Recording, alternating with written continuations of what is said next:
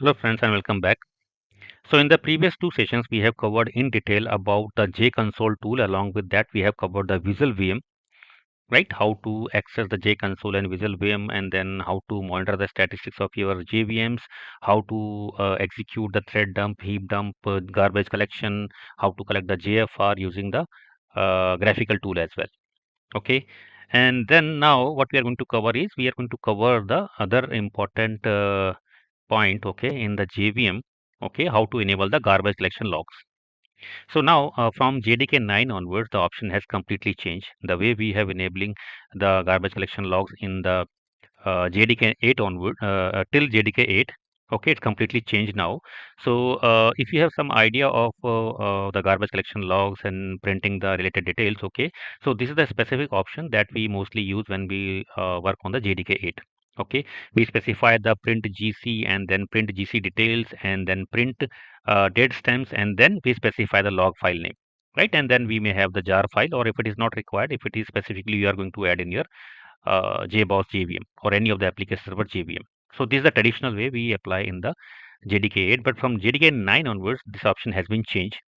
Okay, so the new way to enable the garbage collections, okay, this is the way: -x log and then colon GC colon, and then specify the complete path along with the file name, then time, comma uptime, comma level, comma tags, then file count, how many files you need, and what would be the size of each and every file. Okay, that means every after every 5 rotated files, okay, and the new file the will get regenerated. Okay, it will override the new file. So that means total 5 backup will be there for your GC logs, and each file size will be 10 MB. So this is the way how we apply in the JDK 9 onwards. Now, specifically, if we talk about enabling the GC logs in our JBoss, okay, so we have two options. Two options in the sense we have a standalone mode and we have a domain mode in JBoss. So, if you are going to change the or you are going to enable the GC logs for a standalone mode, okay, so we have to update in the standalone.conf file, which will be inside the bin directory. Right, this is the master configuration file for your standalone instance. So inside that we have a Java options section, and this is a section. Okay, so inside this Java section options, you can add the different Java options here with the help of Java underscore OPTS variable. Okay, so inside this you can add this particular option here like this one. Okay, so you may have multiple other arguments, or you may see these two arguments there by default. So in the next line you can add this particular argument. Okay, so by this way we are calling all the previous Java options that has been enabled there, right? And after that we are specifying all the new parameters to enabling the GC logs. So this will enable the GC logs for your standalone server, and this will be the location U01 JBoss standalone. You want, you can change it wherever you want to create in your system, and this is the log file name. If you want, then you can change the name of your log file as well, whatever you want. Okay, so this is the way how we enable it in the standalone mode.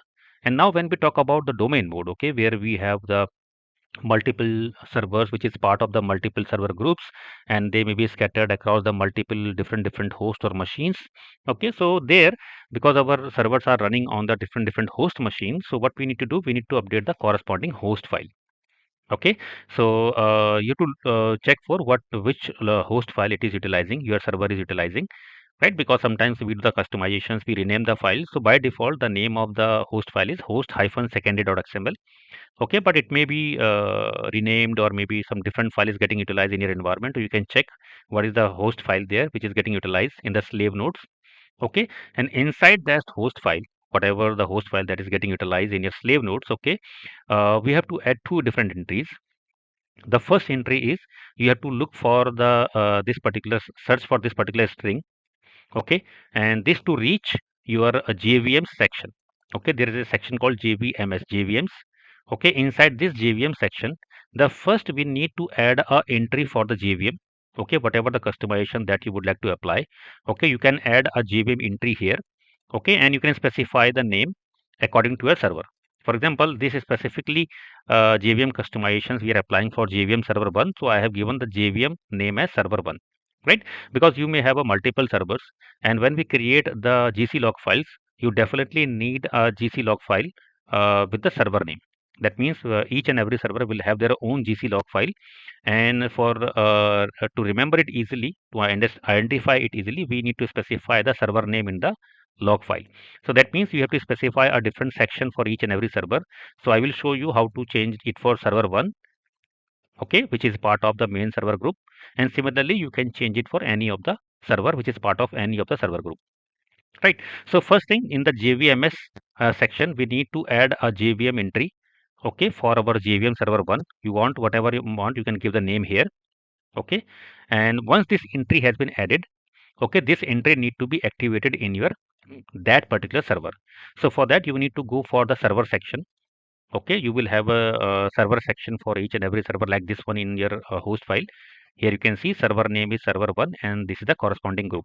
So similarly you will have the multiple entries for each and every server and the corresponding server group. So now I am going to change it for server 1. So I will look for this server 1 group entry, okay, and inside that I am going to call this particular JVM, right? Whatever the JVM that we have created here, okay, this particular JVM which is with the name of server 1, we are going to call inside our that particular server for which we are activating it. So now what we have, the corresponding JVM parameters, we are changing the heap size here, okay, for server 1. If you don't want, then you can remove this one, okay. And this is the entry to enabling the GC logs specifically. And this is the standard way when we apply the standard JVM configuration, which is specifically applicable for servers in a domain mode. We update the corresponding host entry, host file of the slave node, right? This is the same process. So by this way, we will apply or enable the GC log for our server 1. Okay, and similarly, if you have more servers, you can add a separate entry for each and every JVM. Okay, and then you can call it inside your server tag or the server entry. Okay, so this is the standard way how we enable it in the domain mode. So let me quickly show you. So first I will show you how to enable it for your standalone mode, and then we will show you how to enable it for the domain mode. So this is my server. Okay, I will go inside my JBoss directory, and then okay. So first I'm going to enable it for the standalone mode. Okay, so for standalone we have to go inside the bin directory. Okay, so inside bin directory we have a standalone file, a standalone.conf file. Okay, so here as I said, if you look for this file, okay, we have to go for the Java options. Okay, so this is the section for Java. Yeah, this is the section for Java, right? Where we are calling the multiple Java options. So we have to add one more entry for GC logs. Okay, so go to the last entry of Java OPTS here, add one more line. Okay, and then you need to just copy paste this particular line. Okay, so here we are enabling the GC logs, right, for the server with the name of gc.log, and this is the location where the log will get created. And this is the syntax as I explained from JDK 9 onwards. Now save it. Okay, so once it is saved, we need to restart the instance. So I will use this command for restarting my standalone instance, and I will open a duplicate session because I have not started the background the process in background. So I will log in to the duplicate window. Let me check the status. Now the server has been restarted. So the Java GC log file should have been created in the location G01, JBoss and standalone. Okay, so let me copy it and then inside the standalone. So now you can see the GC log file has been created, right, for your standalone server, and you can see the GC activities here, right? So this is the way how we enable for the standalone mode. Now to enable it for the domain mode, okay, let me go to the domain mode. So before that I will stop the server because I'm going to start in the domain mode now. Okay, so as I said, we have to look for which host file that is getting utilized in your environment. Okay, and in that host file you need to make the entry. So now in my case I am on the single server. I am starting the domain in my single server domain mode, so it will be host.xml file by default. Okay, so for that I need to go for domain directory and then configurations, right? So this is the directory in case we are going for the configuration changes in the domain mode. So here I have my host.xml file. Okay, this is the file which is going to be utilized by my domain mode in the single server. Okay, so in this file, what exactly we need to change here? Let me first explain you. If I open this file, the very first thing I said, look for this particular, search for this particular string, or you can search for JVMS as well. Okay, now search here JVMS. So now I am at the JVMS section, right? So this is the JVMS section. So this JVMS section define what all the JVM parameters that you are going to call for each and every server group, which will be applicable for each and every server group. So here, if I look for this servers group tab, so I have a main server group, and in this main server group, I have two servers with the name of server 1 and server 2. Right.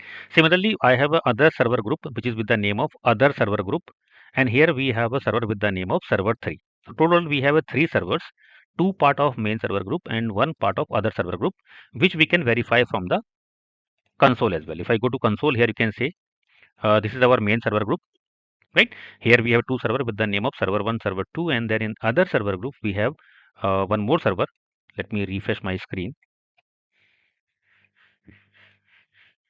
It is opened since very long, so it is not showing the right data. Let me open it again. Okay, so as of now my server is down. So what I will do, I will quickly restart my server in the domain mode. Okay, and then I will start it. Okay, so I will go inside the standalone and then my JBoss directory and then bin. So here I will start in the domain mode. Okay, so once you will start in the domain mode, at the last it is going to show you as well which host file it is using. Okay, so it is starting all the servers, whatever we have there in default. So now it is started. So you can see here the host configuration file is in use, domain.host.xml. Correct. So now if I go to my console, I will take the public DNS of my machine 9990 and then console, then go to runtime server groups. So here we have a main server group and other server group. Correct. So inside the main server group, I have two servers, those are running. Inside the other server group, I have only one server which is not running. Okay. If you want to start, you can start it from here as well. And the same thing I was explaining you in the configuration file, right? So this is the main server group and server 1 is there. This is same main server group, server 2 is there, and this is other server group and server 3 is there. So this is the section you have to change. The first JVM section and second is the server section. And what are the changes we have to do here? This I've told to you. So if I show default configuration, this is the JVM name default, right? So this is the JVM name given default, and these are the different settings inside this particular JVM name. And if you see here, okay, this is getting called here for servers. Okay, so by default is calling this particular JVM default. So all the settings whatever we have defined here will be applicable for each and every server. Now we are going to overwrite it. Okay, so what we need to do, we have to add one more JVM entry here, and in this JVM entry, okay, this specific entry is going for the server 1 only. So I have given a custom name server 1. Okay, if you don't want to give this heap size, you can remove this one. Okay, we have to focus only on the GC logs. So this is the entry, okay, that we have to do here inside this particular JVM's option. That means it is going to end here, right? So that means after this JVM, we need to add entry here, new entry here for this one. So just to save the time, I have already updated a file which I have kept as a backup. Okay, so that I will replace with the file. This is the file where I have done the changes. Okay, to save the time of this video, the length of this video, right? So I have overwrite the file, and let me quickly show you the changes that I have done there. Right. So this is the file where I have done the changes. So in the JVMS section, I have added a JVM entry for server 1, right? And this is the where I am going to enable the GC logs. And inside the server section for server 1 group, I have calling, or I am calling this server 1, which I have added here, right? So this is a small change that you need to do to enable the GC log for particular server. Okay. So now I will come out and now I will start my server. Okay, and let me see if the GC logs is getting created or not.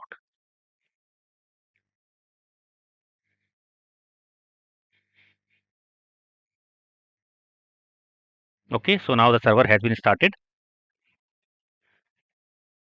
Okay, so now what I will do, I will quickly go to my location where I have created the GC logs. So the location is U01 and JBoss. So I will go to this location and I will look for, now you can see the server 1 GC logs has been created, right? You can look for the server log GC logs entries here. Okay, so by this way we enable the GC logs for a particular server. Now you want to enable it for multiple other servers, you can add a server section for each and every server, and then you can update the corresponding server group. Okay, and that you can call that particular JVM name here. Okay, for enabling the GC logs.